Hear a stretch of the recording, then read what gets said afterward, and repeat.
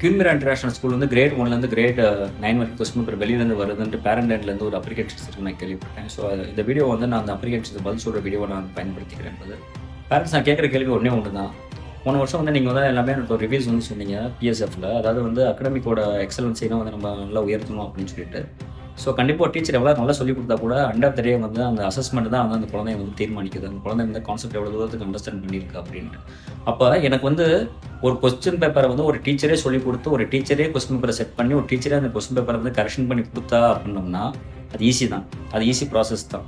அதில் தான் இத்தனை வருஷம் வந்து இந்த நம்ம சமுதாயமே வந்து பயன்பெற்றிருக்கு இப்போ அது.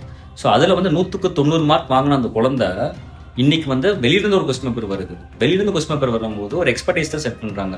ஸோ அந்த எக்ஸ்பர்டைஸ்க்கு வந்து நம்ம ஸ்கூல் வந்து அடிஷனல் பேமெண்ட் பண்ணுறாங்க. அப்போ அந்த எக்ஸ்பர்டைஸை செட் பண்ணக்கூடிய காரணம் என்னன்னா ஹையர் திங்கிங் ஸ்கில்ஸும் கிரிட்டிக்கல் திங்கிங் ஸ்கில்ஸும் நம்ம வந்து ரொம்ப டீப்பராக இருக்கும்னு நம்ம சொல்கிறோம். அப்போ அப்படி ஒரு நிலைமை வரும்போது ஒரு டீச்சருக்கு வந்து என்ன ஒரு சூழ்நிலை வரும், ஒரு குழந்தைக்கு என்ன சூழ்நிலை வரணும்னா அந்த கிளாஸ் ரொம்ப நல்லா கவனிக்கணும்னு குழந்தைக்கு வந்து ஒரு ஆர்வம் வந்து வரும். அது அப்போ எங்கேருந்து வேணால் கொஸ்டின் பேப்பர் வரும். நான் டீச்சருக்கு வந்து நான் வந்து ஒரு கான்செப்ட் ரொம்ப டைவ் பண்ணணும், டீப்பாக வந்து டைவ் பண்ணி கான்செப்டை சொல்லிக் கொடுத்தா மட்டும்தான் என் குழந்தைகள் வந்து எந்த மாதிரி கொஸ்டின் பேப்பர்னாலும் ஃபேஸ் பண்ணலாம் அப்படின்னு அவங்களுக்கு ஒரு கான்ஃபிடன்ஸ் வந்து வரும். அது ஸோ ஒரு டீச்சருக்கும் ஒரு கான்ஃபிடன்ஸ் பில்ட் பண்ணி பியாண்ட் டெக்ஸ்ட் புக்ஸ் வந்து ரெஃபரன்ஸ் புக் எடுத்து படிக்க ஆரம்பிப்பாங்க.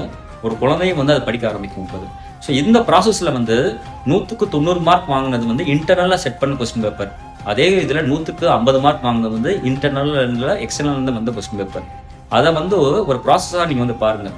எவ்வளோதான் வந்து என் குழந்தை வந்துட்டு வெளியிருந்து கொஸ்டின் பேப்பர் வந்தாலும் கூட வந்து அதில் ஹையர் திங்கிங் ஸ்கில்ஸ் இருந்து கிரிட்டிக்கல் திங்கிங் ஸ்கில்ஸோட கொஸ்டின் பேப்பர் செட் பண்ணியிருந்தாலும் கூட என் குழந்தை அந்த ஃபெயிலால் அந்த ஃபர்ஸ்ட் ப்ராசஸில் என் குழந்தை வந்துட்டு ஒரு 50லேருந்து 70 மார்க் வாங்கியிருக்குன்னு சொல்லி நம்ம வந்து பெருமை பண்ணுமே தவிர அதை நினச்சி நம்ம வந்து ஏன்னா 20 மார்க் குறைஞ்சிருச்சுன்னு சொல்லி நம்ம வந்து வருத்தப்படக்கூடாது.